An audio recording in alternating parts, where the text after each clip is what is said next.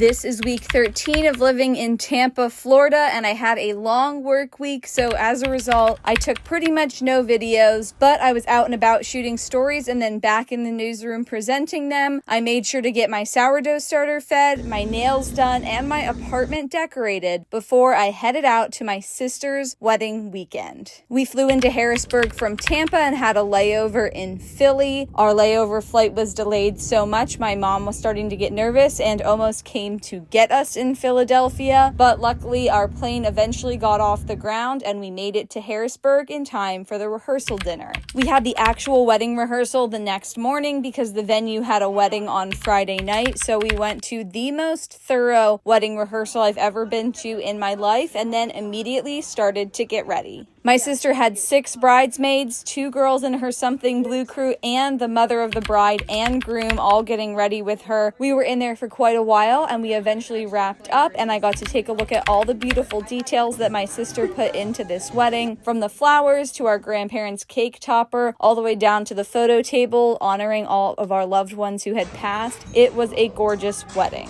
The aesthetics were absolutely phenomenal and I was so thrilled to stand up there as her maid of honor. We did plenty of photos before the wedding and then a few after. We had cocktail hour and they got introduced as husband and wife, and then Lindsay and her new husband, my brother-in-law Ryan, went straight into their first dance. Eventually they did the parents' dances and we had dinner. My dad gave his speech and then the best man did his, and I closed off the speeches with my maid of honor speech. Of course I went over in time, but that's what you get when you ask me to speak at your wedding. I'm just going to get up there and say all the nice things I have to say about you. And you know, Lindsay and I may have agreed that I would talk for 4 minutes and 30 seconds and I may have spoken for 5 minutes and 40 seconds, but it was a pretty good speech. She didn't mind. She didn't get up there and stop me, so I think it went pretty well. They opened the dance floor and everyone had such a great night. They played Fate of Ophelia because this was just a few weeks after the song came out. My sister gave us her interpretation of the dance because she didn't know all the steps. We all danced the night away and then headed over to the after party, which was great to continue catching up with our family because there were so many family members there that we didn't get to talk to all night. And that was the end of a great week in Tampa and in Lancaster.